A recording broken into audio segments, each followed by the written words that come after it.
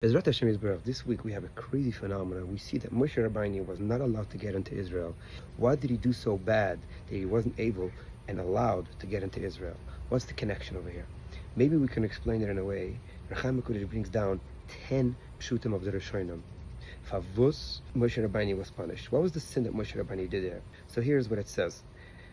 The Yidden, they were thirsty since Miriam passed away, and the whole point of the stone giving water was in the schut, in the merit of Miriam. So automatically Miriam is not here, so you can't be given any more water from that stone. So when a person is thirsty, of course, there's being a little naggy. HaKadosh Baruch Hu told him first, go and speak to the stone. What happened was, according to many Mefarshim, Moshe Rabbeinu didn't even do it on purpose. He automatically kicked it, and he started pouring water, and they had water. Because in the process, Moshe Rabbeinu called the Yidden Shiminu Hamoirim, Sarvunim, complainers. The Rambam is Masber that what was the problem with Moshe Rabbeinu calling us complainers? The sin of Moshe Rabbeinu was that there was a chance that the Yidden might learn from this that Kadosh Baruch Hu hates us. Even when we're in a time of nagging, even when we're in a time of not perfection, there's a chance that maybe Kadosh Baruch Hu doesn't love us. And if the Yidden would have learned that, it would have been fatal. And therefore, for that sin, Moshe Rabbeinu was not able to get into Israel. If you think about it for a second, let's connect with it. Just the idea that a person has a chance of thinking that HaKadosh Baruch Hu doesn't love him is so fatal. What's so hard about it? What's so complicated about it that Moshe Rabbeinu was not able to get into Israel? And we know if Moshe Rabbeinu would have got into Israel, we would never been kicked out of it. We would never have been in Galus. We never had to go through this whole process, because whatever Moshe Rabbeinu does is nitzchi, stays forever. So what was such a significance about this? If we think about it, this is the core relationship that we have with Hashem. The whole core relationship that we have, our life story, everything that's going on in our life is automatically made that we bring Hashem into it. Hashem wants to be involved in your little story that we spoke about many times. HaKadosh Baruch Hu wants your story that you think is insignificant, that you think nobody else is interested in. HaKadosh Baruch Hu gave you this story, HaKadosh Baruch Hu gave you this difficulty, and sometimes it's so stupid when you think back and like, I was considering this difficult. No, HaKadosh Baruch Hu made it sound difficult because He wants you to talk to Him about it. He wants you to bring Him, this huge creator of the world. He wants you to bring Him into your little problem. What you think is little, even if you think it's significant, whatever it is, He wants you to bring Him into it.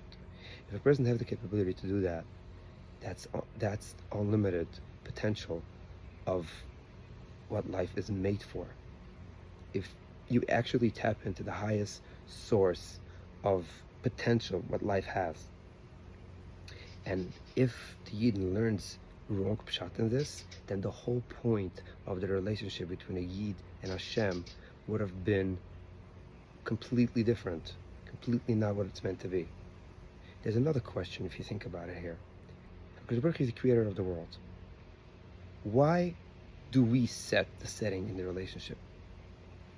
The answer for that is maybe a little bit complicated, and according to the Rambam, it's not possible to understand, because we live in a frame of time and place. HaKadosh Baruch Hu is beyond that. God is beyond that. So therefore, there's no way we can understand the depth of it. But to understand how significant we are, HaKadosh Baruch Hu wants us to be creator. He wants us to work with Him in creation. How do we do that? By us setting the tone of the level of the relationship that we have with Hashem. That's actually how Hashem, Kamayim Punim Apunim, the same goes in the opposite direction. The same goes in the level of the relationship that Hashem has with us. And that's exactly the point of this parsha and the whole parsha of the Dor HaMidbar, the relationship that was developed between Yidden and HaKadosh Baruch Hu in a way that every Yid in your little problems could take out and learn from that and take it home and create a personal relationship that you have with Hashem that nobody else could have. And you set the tone for the relationship. How significant is that? If you think that Hashem doesn't like you right now, Hashem is like angry at you, HaKadosh Baruch Hu has no choice. Against his own will, he's going to have to pretend, whatever that means, he's going to have to show in the part of the relationship that he's actually angry at you. But if you set a tone, I don't care what I am. Just the idea that Kadosh Baruch Hu gave me back my neshama this morning, he could have not do that. He gave me back my neshama. I say, Moed ani lefanecha melech havakayam.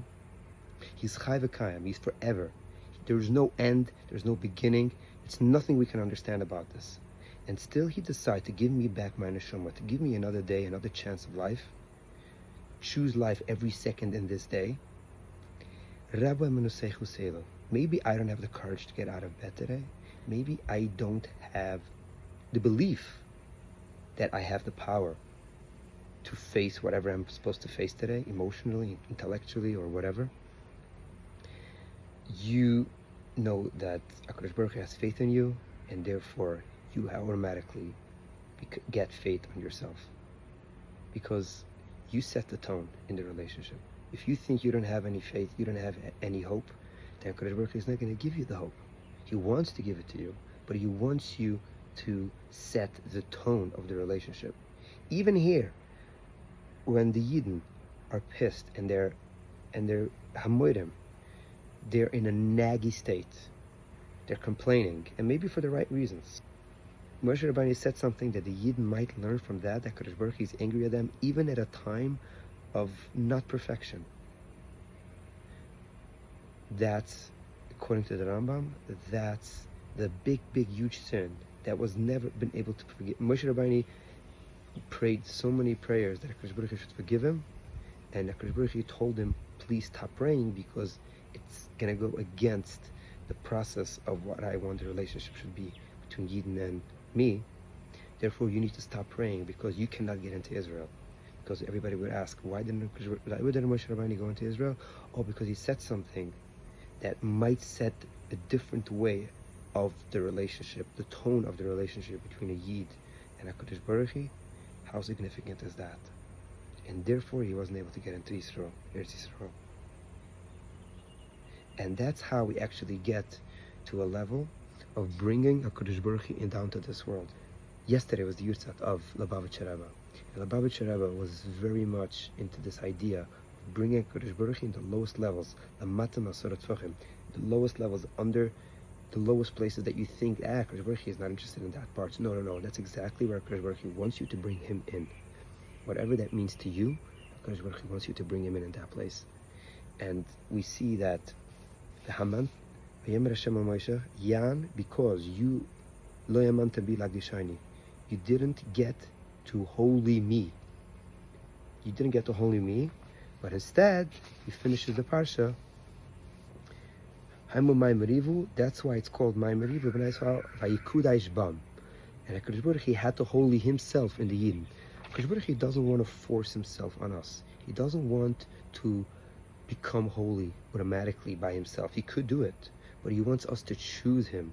He wants us to choose, even if we don't see that he loves us, even when it sounds so out of line that HaKadosh Baruch Hu would love me right now. It's the last thing that I would think right now, and still you go against all odds, and you know, Hashem, I love you, you love me, and I'm here for you, and I'm going to talk to you even though I don't feel you.